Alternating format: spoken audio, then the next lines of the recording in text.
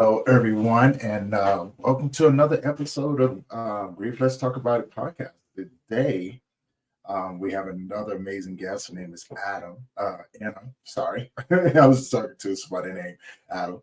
And for you guys who are tuning in today, let us know where you're from. And before we get started, I just want to lay a few things out on the line. This is for educational purposes only. So, um, if you guys are struggling or anything like that, please seek help um, in in your prospective states and everything. And but other than that, you guys, I'm gonna give you a brief introduction. This woman is impressive, very very impressive. So, and I hopefully you guys get so much out of this. I've already talked to her, and she's simply amazing. So before we get started, just a brief rundown of who she is. At the age of 15, she volunteered at a local hospital in the medical intensive care unit. There, the staff taught her so much, from working with patients on ventilators to working with those near their end of life. The next following year, she got her CNA license and then went on from there. A friend of hers asked her to care for one of her cousins, and from there, her experience just blew up. She now has over 25 years of experience in hospice and elder care and 10 plus years in acuity care with EMS. She is a certified end-of-life doula, end-of-life educator, a certified administrative assistant. She's also the owner of Save a Doula Services and the founder of International Doula Life Movement. People, help me welcome my next guest and sit back and enjoy. Anna, how you doing? Great. Thank you so much for having me here with you. Yes, it's an honor. Thank you for being here today and coming to share your journey and your story with us. We've already talked, and I'm really really excited. So before we get started, tell people where you're from. Well, I am here in San Antonio, Texas, born and raised, lived here all my life. Nice, nice, nice. And so, before we jump into your journey and your story, how are you doing today? Beautiful, beautiful Beautiful. day. Yeah. Nice, nice, nice. So, I'm going to hand it over to you. Tell people about your journey, your story, and the work that you do. Yeah. So, like you said in our intro, I've been doing this for over 25 years. Um, it is something that I was called to. And it's funny because we never really know these Yeah, callings that we're called to until that's later on very down the line. You know, you don't think yeah, about when you're a child or when you're growing up into teenage years. You don't think about what you're being called to do, right? You're kind of more living, I think we're more living in the moment at that time. And yes, so yes, it wasn't, it's like, it's funny, we always hear people say, well, I didn't figure out what I want to be until I grew up and got into my late 30s, 40s, and different ages that we figured this all out. And um, so yeah, it's just something that it kept drawing me back to. Started very young and have always had different administrative roles throughout my career, and realized finally after the death of our own family member, realized that I needed to do this, and then got right back into that saddle and started doing this again. And but always had, throughout the years, always would have private clients that I would work with. right, And so when I left EMS and went full fledged into this, realized of what I was already doing was that of a doula. yeah. Now, So just a quick question. Explain, because we have different types of doulas in this world, right? And you're an end of life doula. Now, explain to people what an end of life doula is, so they so have a better understanding. yeah, absolutely. An end of life doula is someone who supports a family, a client, spiritually, emotionally, holistically. Mhm. And a lot of people think that end of life doulas are just there at the end of life, but they're Right, not. You should have a doula. I should have my own doula. Every person out there should have a doula, regardless of where you're at in your life, because, you know, think of a doula as your insurance agent. Your Right. insurance agent is that person that's gonna make sure you have everything you need for whatever it is, your house insurance, your car insurance. Well, that's what we do as a doula, and that is why it's so important that as humans, we should all have a doula now, not Right. later. I mean, later we can have them, yes, but have them now through that journey because doula work is all about building relationships. I love that. I definitely love that. And I love what you said earlier, how when we were younger and things like that, we're still trying to figure out our world, right? We're still trying to figure out our life and things like that. Because, just, and I don't think, like no one ever wakes up and says, "Oh, this is what I'm going to do." Now, I don't get me wrong, I have met individuals at a very young age that have figured it out. Like, this is what I'm going to do. This is who I'm going to be for the rest of my life, right? You Mhm, know, Unfortunately, I think you kind of relate to this as well. When we were kids and things like that, you know, I don't think we actually thought about, death or grief or anything like that, right? We was too busy trying to climb the monkey bars or jumping out of trees, what I'm saying, playing tag with our friends and things like that, and but also when I look back on life, I kind of follow the breadcrumbs now, right? And it was as if the journey, and let me know if you've experienced this or not. It was like the journey of becoming who we are today.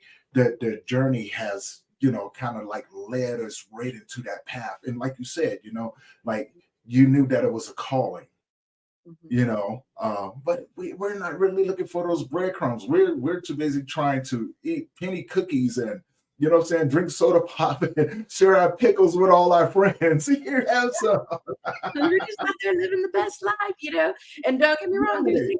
I could go back to that. I mean, adulting can really stink sometimes. But you know, but having Yes. you look back at it and now, like you said, I look back at it starting so young when I did. Mm, I look back and now I can say, you know what? Yeah, this is where I feel like this is where I need to be at. This is yeah. the this is what I was put here to do. You Okay. know, just with different experiences, I still remember my very first, I worked on a ventilator hall and I don't tell this story very much, but I feel the need to share it with you and your audience. I met this gentleman when I was actually volunteering in the hospital in the medical intensive care unit, Mhm. and he ended up going to where I got later on, but working at a nursing home. Yeah, Wow. yeah, and I was there with him. His family wasn't around much. I think they were in other states, and I never forget him, and I never forget his room. And now looking back at the conversations that we had, I was so young at that time, right? Yeah. Didn't make sense to me, but looking back at it now, he he did what, I missed it because I was so young, of telling me he wasn't gonna be here long. And when ventilator I've worked with so many ventilator patients, and it's a scary thing sometimes when with the ventilators that they go through with, sometimes, not having a good clear airway, and, so there's a lot of scared, intense moments there, and I've always, would hold his hand and was always there for him. I used to go on my days off and go see him, and I never forget the morning he passed. Um, I had worked a double shift the night before, 7 to 3, 3 to 11, went home, and one of my good friends was the nurse on that wing. And she called me and told me when he passed. She said, "Annie, he passed just minutes ago." She goes, "I just walked in and he was gone." And I just never forgot about that. Never forgot about that. And now I've sat at bedside to thousands of clients and families, been, worked with families through this journey that Right. is such a sacred journey. You don't get redos for this journey. This It's very journey only happens one time. And so as a doula, we get, and this is why it's so important for, even if you're not have a if you don't have a terminal illness, look out for a doula in your area. If you don't know where to begin, reach out to me. I'll help you. I've got a directory of doulas across the world, internationally, that can help you, I'm you definitely know? gonna have your links down there because, like I said, we got a lot of stuff that we could talk about, man. And and I love that you said that we work with thousands and thousands of family from across the world, and how the importance of having a doula, right? Because I don't think a lot of people really understand um, how much stress it alleviates from the family, having someone there to be able to take care of those things for you so you can concentrate on being there with your loved ones and things like that. Now I have to ask because Mhm. COVID was one of those things, and unfortunately I lost one of my really good friends. Him and his whole family got wiped out Oh my goodness. during COVID. And at that time, I was renting out his basement. So I come in from work one night, and well, it was actually early in the morning. And I go to sleep and I wake up and there's nobody there. And all of a sudden I get the call, like, hey, your buddy's in the hospital. He's on a ventilator. I was like, what in the world? And so during that course of time, within 2 weeks, I believe, I watched his father pass away, his sister, him, and then eventually his mother in 2 weeks' time. And so, and I can only imagine what you've seen watching people on ventilators and things like that, and be with them in their last moments and how important that is. So during COVID, did you see a spike? Were you running around, extremely busy? What did you see during that time? Yeah, and actually at that time, I was working in our hospice inpatient unit here Mm, in San Antonio, and that was just that was just really, such a scary spot to be at because nobody knew at first, what to expect, how this was transmitted to others, and mm, so we had to take so many different precautions, and a lot of places and a lot of hospices, when it was someone dying, we finally got to a point in some of our areas, not all, but some of the areas where they would allow family to fully gear up with mask and all gowns and everything to go in.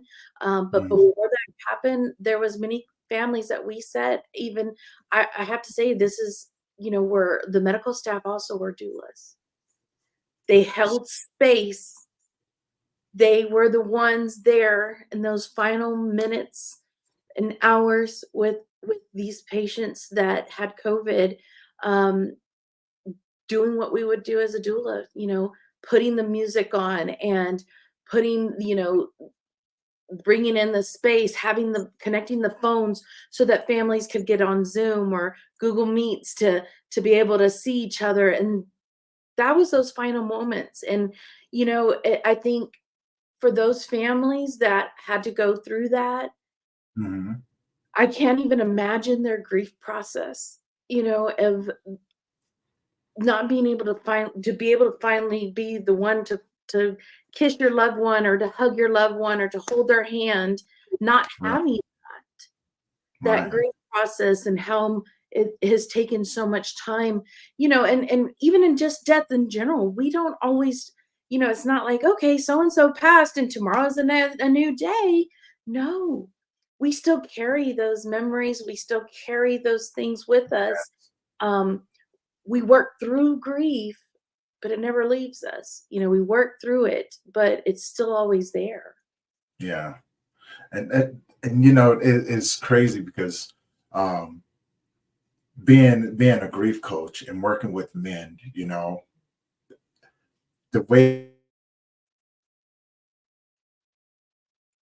I have a relationship with it. And people may think that I'm strange, but those of us who are in this field, you have to have some sort of relationship with it in order to understand it to the depth that it goes to. And when COVID happened, I Mhm. find myself with the family members that had to be outside and watch their loved ones pass away while they were in the room.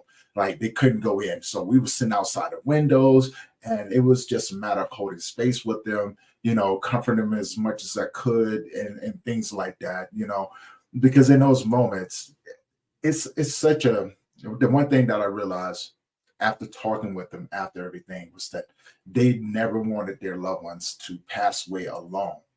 But COVID actually, in the beginning stages when it was running rampant, it left people no choice.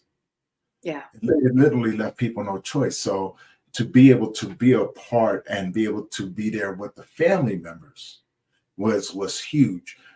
And like in the language that we speak, right? So and this is the funny part, right? Because people look at us like we're crazy, or they look at us like we're weird, right? But to us, we're speaking totally normal, right? Like, because we've accepted it to a certain point, and having to understand and educate ourselves and find our way into this line of work, you know, um, it's truly a blessing. It's truly a calling. Like you said, it's truly a calling. It lays us out, even though we may not understand it. I mean, you found out at an early age that this is what you was going to do, and that's truly a blessing. You know, we find out that we have to surround ourselves with people like-minded individuals, and you have, and I got your colleague and friend coming up here not too long in a few more days, and we're going to have a wonderful conversation. But we'll talk about that. Yeah. I mean, there's so many different components when you're working with end of life, the funeral planning and Right, right, knowing what your options are there and knowing about vigil planning and, setting up all these different things that everybody should have.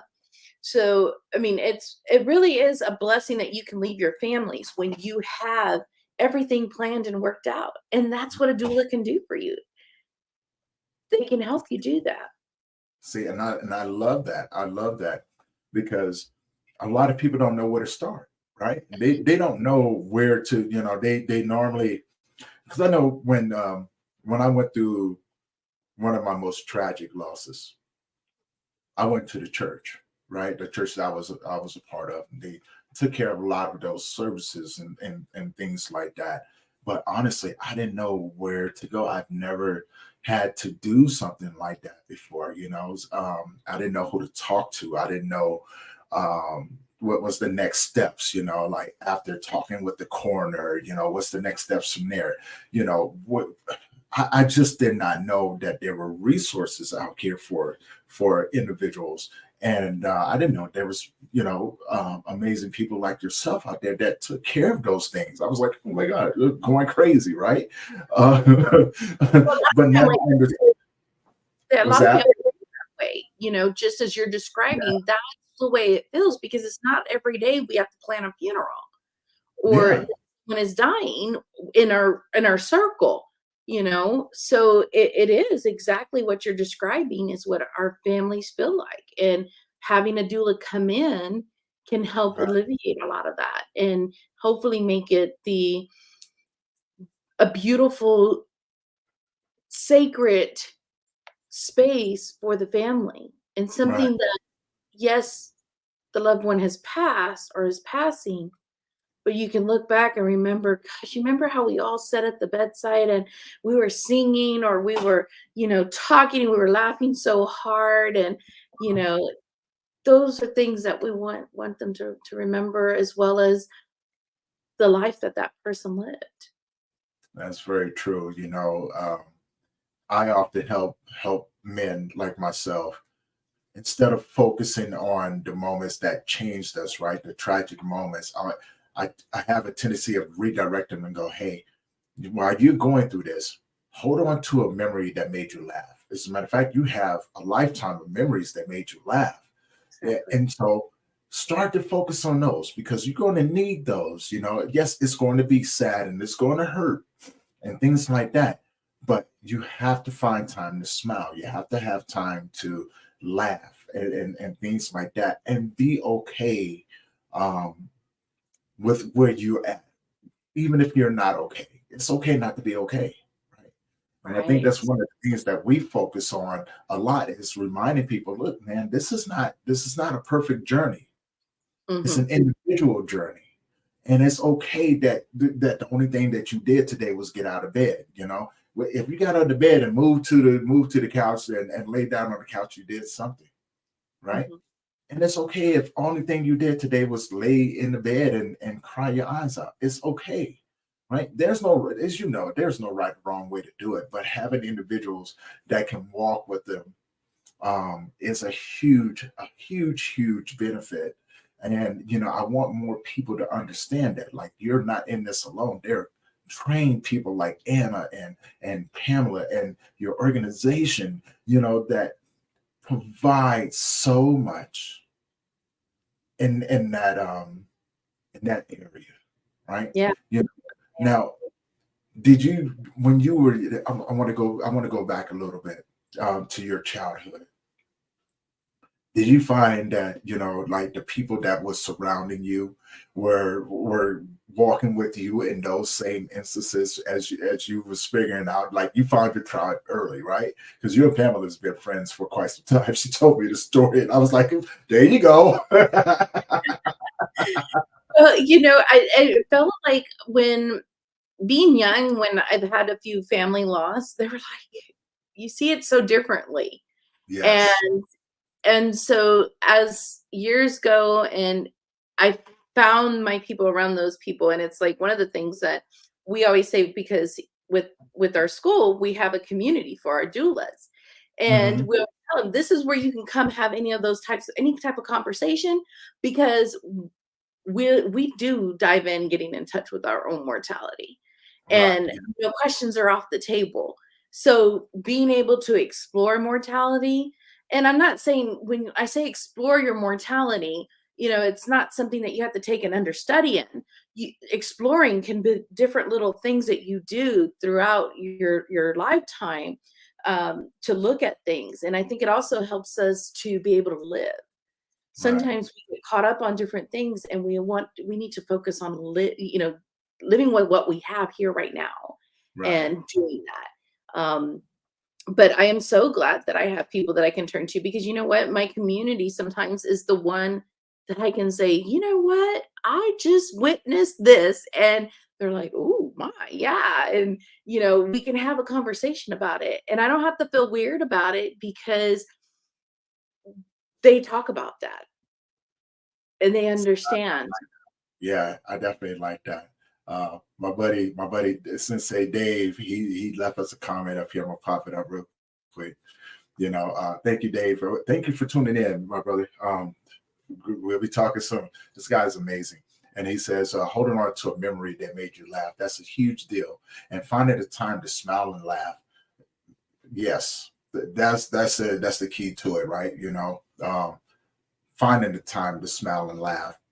But now let me ask you this, because you have built a community, and we still experience these things on a day-to-day basis. I mean, you're there with people in their last moments and things like that. Is it hard to separate um the personable relationships when dealing with end of life? So one of the things we do touch on and talk about in our program too is setting boundaries, Yeah. when we're working with clients, and also knowing to give ourselves time to grieve as well, Mhm. because we're building a relationship with our families that we're working with. That can be really hard. It can feel like we're losing our own family member. Right, And right, exactly. taking time to recognize, and also setting up different rituals that we may do, whether it's journaling about the end with your client, and being able to journal that and close off that chapter so that you can now move on to go and help another family. Okay, okay. We have special groups that we hold, because this is sometimes some really, really heavy stuff that we work with. Right, And yeah. so we're very lucky. We have Lindy Carter, who is a registered nurse, and she's also a board certified nursing coach. And she is our grief instructor and course creator, who holds monthly grief groups for our community. Mm. Um, so that when we have a really hard case, or even if it's something in our personal life, our doula community has a place to go to and just leave it at the table too. Okay, I definitely like that because that was one of the things um, when I started this journey. Well, I was already into this journey that I figured out, right? Because talking with men, I was just telling somebody this. I said, "Have you ever seen a man cry?"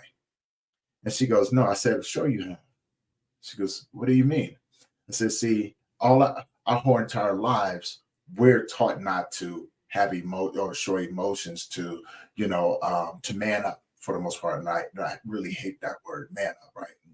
Um, so how do we express what we're going through? What's the biggest thing that you see men going through?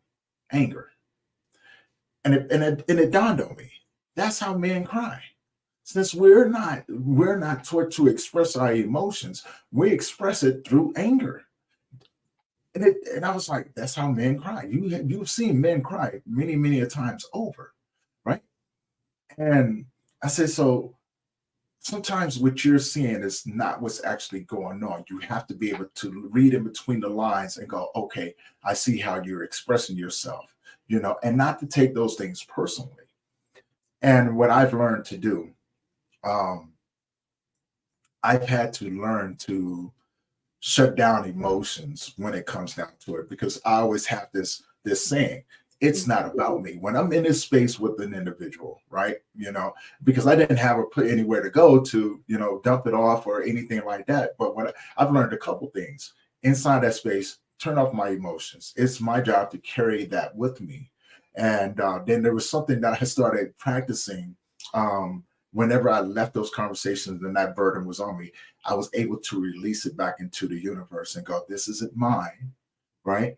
And put it out there. That way and this is just a theory, when it's returned to you, it's returned in a different form, to that individual, to where it's a lot lighter. The answers are there that you're searching for, and things like that. So, I wish I had a place to dump all that stuff and go, but I was still learning, because I didn't find out my purpose, my path, or my calling in this world till I was already, in my mid 40s, and things like that. Even though looking back on it now, I was always on a path, and it was the journey. It was a journey that I began to appreciate as I got older. Yeah, absolutely. You just don't know sometimes that you're on that journey and what that journey is going to be for you and what are you meant to put out. And but we do have to have some type of way to, like you said, just kind of drop it, Right. drop it in an area, and we're going to put that there. And now so I find that, even going to the funerals, the memorial services can be also ways for us as doulas to leave that, finish that, close that chapter. Writing and journaling is also another way that we can put that down and write it all down and it's all out. And sometimes we just need a good old cry. So Very true. Very true. Do you ever take pictures to remember the people that you've been with in those moments and things like sometimes that? Because I Yeah, sometimes it just depends on the client and where they're at and where we're meeting them. uh Maybe we're working on a project together and we take a picture together or something like that. Um, Sometimes there is that. Yeah. yeah. How does that and this is something that I'm going to be talking about next month. I'm doing a series, um, but the relationships, like personal relationships, because you are with people in their end of life, so does it affect your personal relationships? Is there understanding about the work that you do, and if so, what sort of challenges come along with that? Because I know with me, and a lot of people that are in the grief field, and I'm just speaking from my perspective, there are a set of challenges that I don't think our partners understand, right? And it's easy for them to take our distance, personal, personal. Right? Yeah. What kind of challenges, that like do you encounter in those things? I think that for me personally, I find, you know, and I think to you, we're both very busy people, and Right. trying to get a balance of work, family, and clients, and because especially with, I feel like with our doula work, we become a part of their family as just as much as they become a part of ours, and I think Okay. that's what really helps me is that because they come a part of our family too, and we're a part of their family, it just seamlessly sometimes I feel like it's very organic for me. Yes. I try, my family's been really good. With if I tell them, oh, the kids have got a um, program tonight or a sporting event, they've been real respectful that they know that I gotta go into mama zone, and be Right. mama for my kids. And um, but also too, my kids know we've experienced several losses, in the Mhm. last years, so they really have gotten to understand even more, in person about what I do and how that helps families out there, Mhm. and, um we have a total spectrum in our house, my partner's a paramedic and I work with end of life. So one helps people live and one helps take them out to help them in that, go through that end of life journey. And Right. so my kids, especially hearing me, we're already going in our third year here at IDLM. So hearing me teach live classes, and I've actually had my youngest join into one of my live classes, and so they get a better understanding of what we do and how sacred this work is, so that they understand and they know that there's no do-overs in what I do. And it is an important aspect.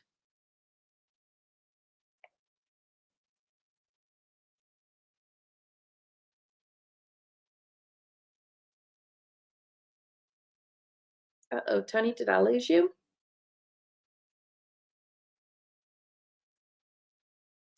You're frozen. Uh-oh.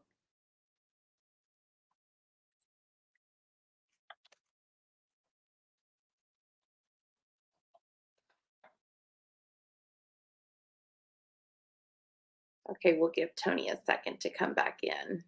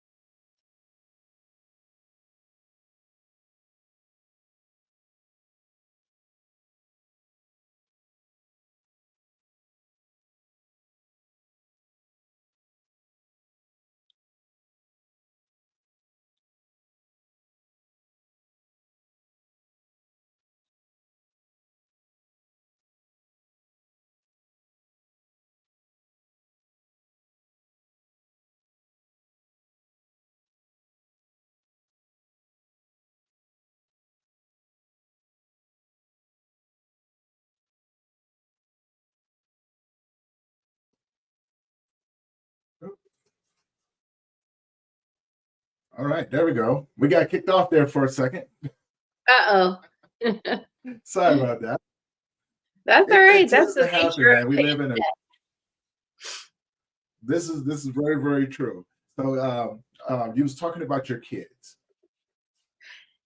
Yeah, so they've gotten to see my work and know what it is, what I do, and how I work, and so they understand it and understand that there's no do-overs with what I do. And so there's a good respect time there. They understand if I have to take off, or if I have a client that is experiencing some things going on and the family needs me in the middle of the night or even during the day. they know that I have to go, and I'm kind of on call. But many doulas think, and I don't want doulas to think, or someone that wants to become a doula to think that, oh, I have to be on call 24/7 or anything like that. No, you set those intentions beforehand with your families too. I'm Right, available from this time to right. this time, or I will I'm available between these hours during business hours. And then after business hours, you can reach me by text or whatever the case might be. Um, that is one thing that's kind of good about what we do, is that we can set those boundaries up however we need them to fit our family's needs. Or if we know, Mm. like I know that I have something coming up, I'll let my families know, hey, we're going to have this special event for one of the kids, or the kids made championship. I'm going to be away. I do have a backup person for me that can help fill in too. I love that, because I wish I would have known about setting boundaries. Because I was going 24 hours a day. I was like, you know what? I guess in my mind, and the way that I looked at it was, I know that grief could show up at any time of the day, right? Anytime throughout the night or anything like that. And I Mm. always wanted to be available to those men if they ever call and say, hey, I'm struggling right now. And I guess my motto was, I'd rather be there and sacrifice, my sleep and and whatever I have going on, than to have to read about you in the papers and the obituaries, and because I wasn't there. So I became committed to that. I think we talked about that a little bit. I became committed to making sure that they had what they needed, at any time of the day. So I didn't set any boundaries. I was like, I don't want to see anybody take their lives anymore. And Right. unfortunately, fortunately, it was working. But I did have to set those boundaries as well. I finally was like, look, from this time to this time, I'm available. If you need me, here's an emergency number. Please give them a call and things like that. So it kind of like, I began to work on those balances and things like that. Now, I guess my next question is, and you probably already said something, mentioned it before. Now, after you're there at the end of life and things like that, do you have things in place for the families, for after, Hmm.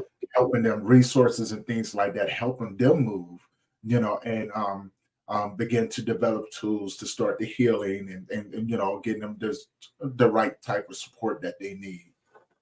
Absolutely. And as a doula, our bereavement kind of just seamlessly happens organically.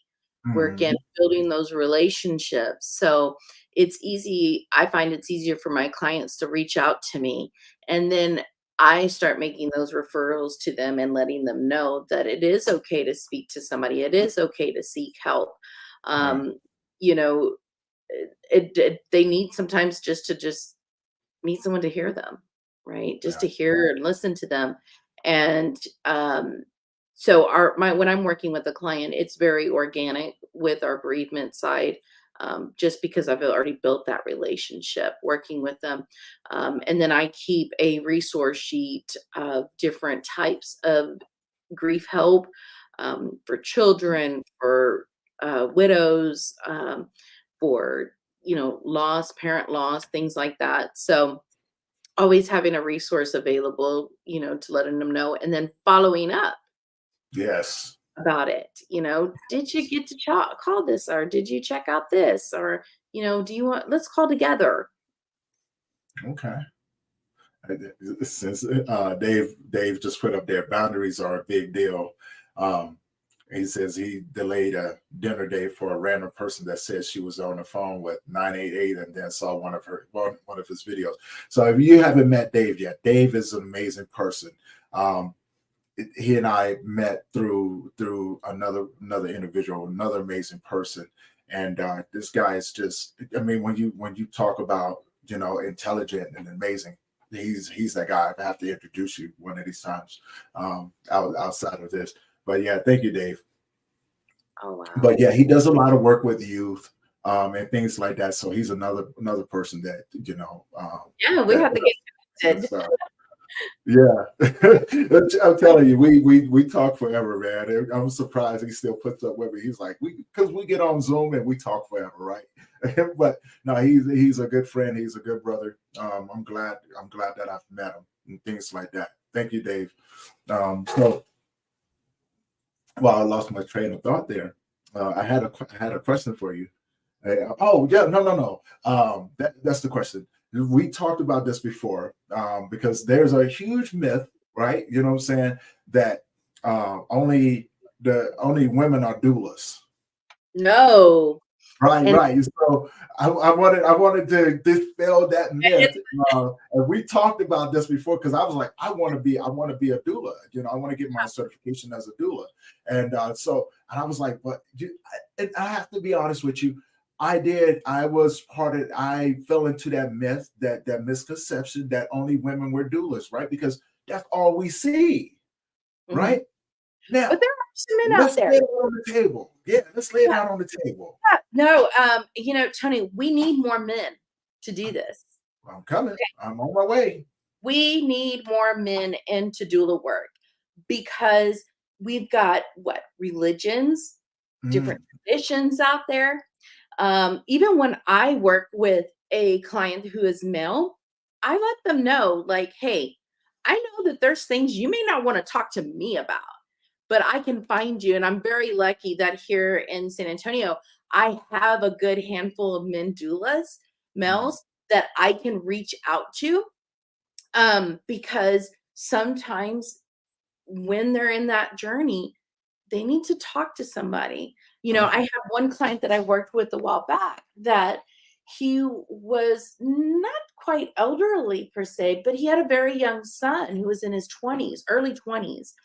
And he asked me, he said, yeah, I would like an older gentleman to talk to. And I think there was things he one maybe didn't want to put on the son because he was already dealing with so much. Right. Um, but also too to have someone near his age or more older than he was Hmm. to talk to. And I thought that was amazing to be able to tell me, "Hey, I need to talk to somebody," you know? Yes. But we definitely need males, like I said, sometimes also with religion traditions, sometimes they have to have a male take care of a male. Um, Yes. they Yes. prefer same sex taking care of the same sex. So, um, oh gosh, we need male big time. Like I said, I'm on my way. I'm definitely because that's one of my that's one of my goals. Um, in my journey, I want to take everything to the next level, right? I want to be involved with hospice. I want to be there to be able to provide that end of life service as well, instead of being there afterwards, right? Because I have the knowledge, and I have the tools to help those um, that have already gone through the loss, right? To help them, and I love walking with them. Look, I really love walking with them in their darkest moments because it's like I want to be that person for you that I didn't have, right? Because I don't want you to struggle the way I did. I struggled so you didn't have to. And so when I say I'm dedicated to it, I told you this before. That's my contract. When I'm with you, I'm under contract with you to give you everything that's inside of me, because it's not mine, it's yours. And I want to make sure that you have everything that I've used, even if you don't need it at that moment. you know that way when you're not around me, you can go, oh, i I can take this and use it. But I want to be with those families, and be there because I've been with my own family, and they've taken their life, or not taken their life, but their life has ended, right? Mhm. So Yeah. it only seems fitting. And but like I said, until I had met you, I was under that misconception. Oh man, only women are death doulas. Because you hear about birth doulas, and all of these different doulas, and I'm just like, maybe I don't fit into there. Maybe I'll be the first, right?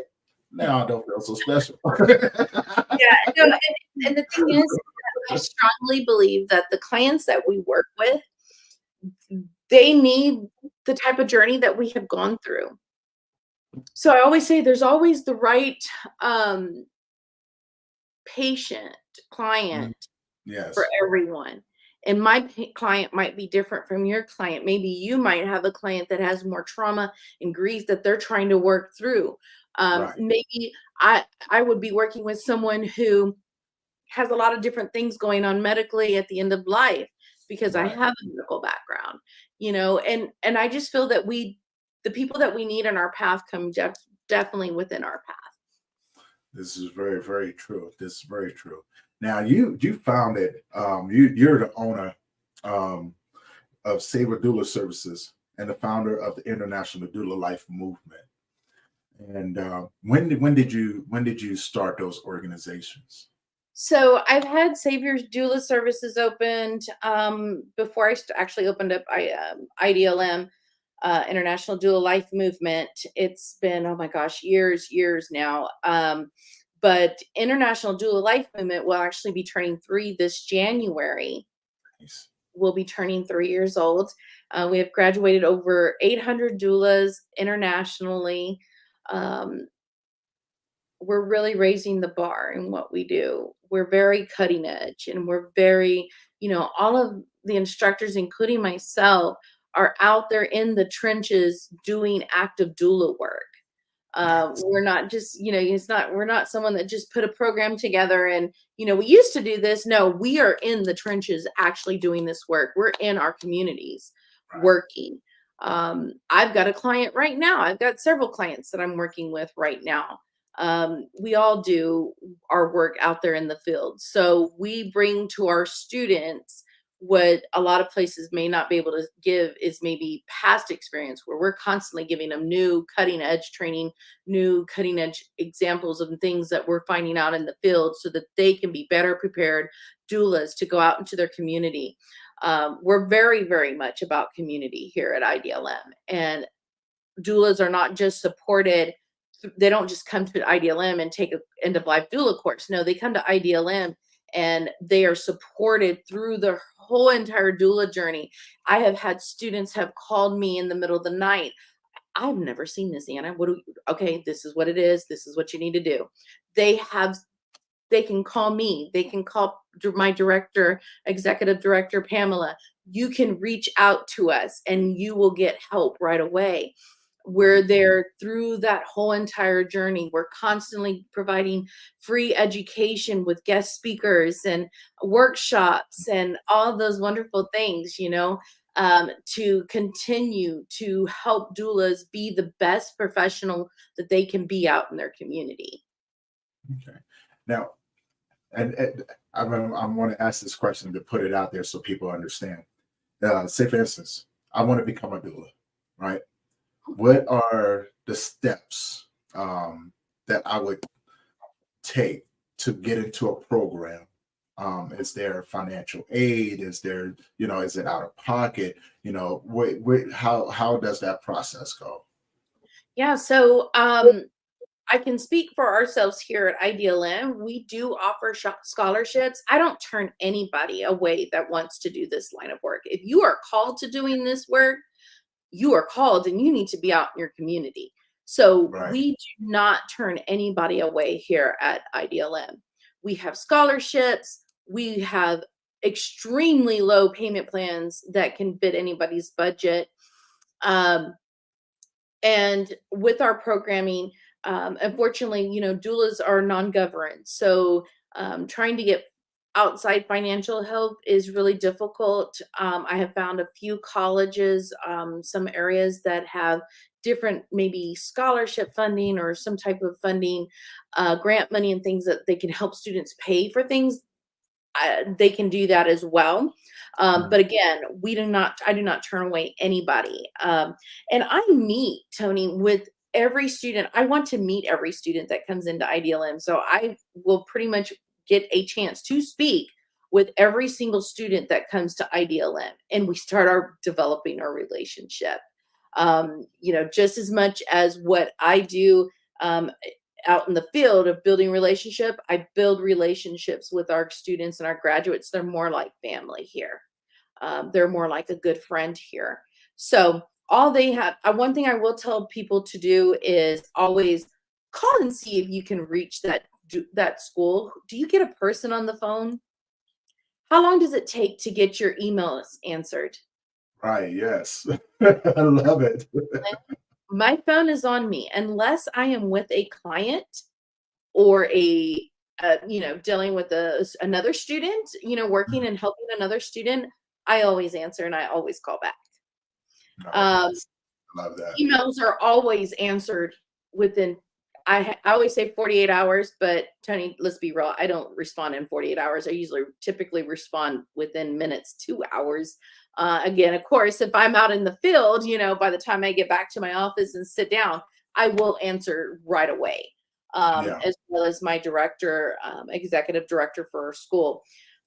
So see if you can reach out. Also, too, see if there's a discovery that you can kind of get a vibe of what that school is like. Every school is different. Some may offer more spiritual and some may offer more, a certain way.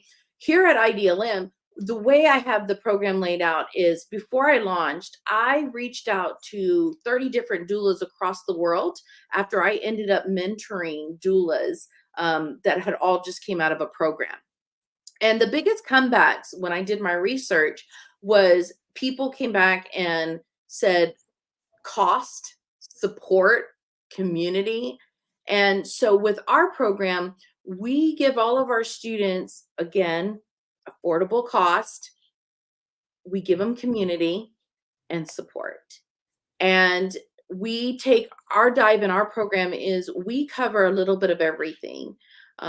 We cover things from common diseases, and we always start off that module by saying, look, we are non-medical, but I rather have a doula know what the medical staff is talking about Right. so that they can say, oh, okay, I get this. I know this, this is, this is where we're heading to, it's about also empowering the doula Right. to be the best professional out there for the client and their community. Nice. I love that. And where can people find to find your website and to be able to do research on those courses or get in contact with you, if they need be. Yeah, absolutely. You can go to www.internationaldoulalifemovement.com, or you can find us on Facebook at International Doula Life Movement, or you can find us on Instagram as well at International Doula Life. And you can always reach me personally at 210-721-3422. See, I love that. I definitely love that. And so, as we begin to wrap up, I always ask my guests if there was anything that you can tell the audience and leave them with something, what would that be? Plan now. Help your loved ones plan and have a plan together. I have said so many times with families, worked with so many families that something happened in the middle of the night, and I have had to see young 18-year-olds make final decisions. The Yeah. best gift that you can give your family is to connect now with a doula. And like I said before, I'm more than happy to connect you with a doula, to give the biggest gift you can give for your family. And if you are called to this work, or you're not sure that you're called to this work, Tony, like I said before, I meet with students or potential students that are considering becoming a doula, and we discuss to see is this really for them?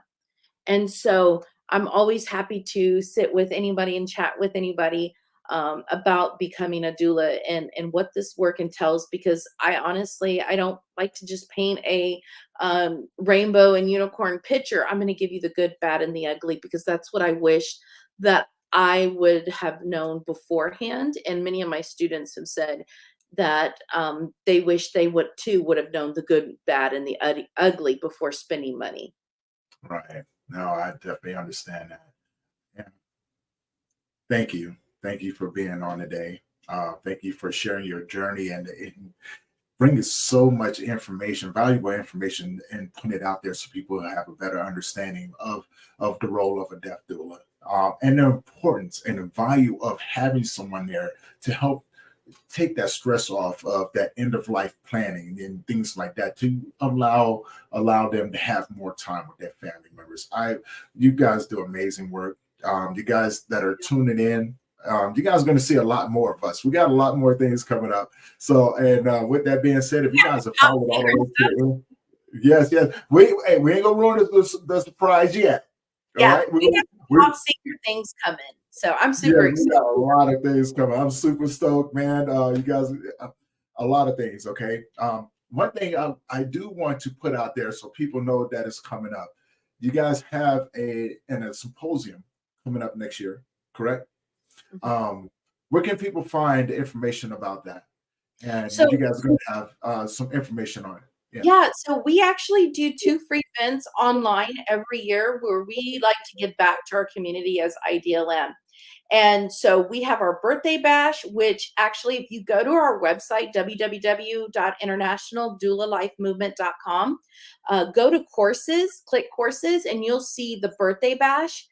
You can go ahead and already sign up for the birthday bash that will take place in the week of January. I believe it's the 8th through the 12th. Every evening, we have a guest speaker. And then in the summer, we do our summer summit. Yes. And we do, again, a whole week of guest speakers coming in to share workshops with the community. And so it's free, it's open to the public.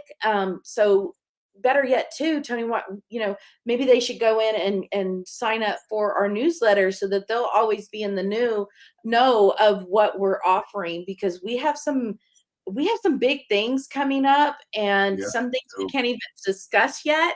And so please join our newsletter. And we don't like to spam people, so we do a once a week newsletter and put all that information out there for you, so you're not getting an email every day. We do just send that out once a week on Fridays usually. And it's either Friday or Saturday morning, you'll get that newsletter. And there's a beautiful blog that is written each week by Aurora Nibley, who is one of our graduates. And Alice does some amazing writing. So she usually writes the first part of our newsletter, and then we add in, so you don't miss any of this free stuff that we have, free education and stuff that we have coming up. Okay. I love that. And yeah, and with that being said, man, such an amazing conversation. I love it. And like I said, you guys stay tuned. So many amazing things coming. Do I have the link to your newsletter, or is it on your website? As soon as you hit our website at internationaldoulalifemovement.com, it will have a pop-up box. And then also, if you scroll all the way down to the front page of our website, there is a space to sign up for the newsletter as well. Awesome. I definitely am going to make sure because I believe I have all your links. So I'm going to make sure that those are included.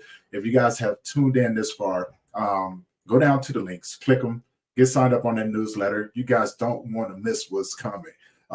Such amazing people. And you guys don't want to miss the opportunity to dive into your calling if this is something that you're called to do. Anna, thank you. Thank you so very much. And for those who have tuned in to the end, do me a favor. If you enjoy conversations like this, go ahead over to the YouTube channel, hit that subscribe button, hit that bell notification so you'll be notified every time that we drop a new episode. But also leave us a comment.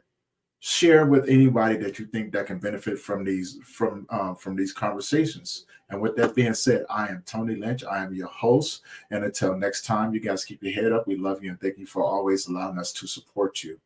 Until next time, you guys stay good. Peace.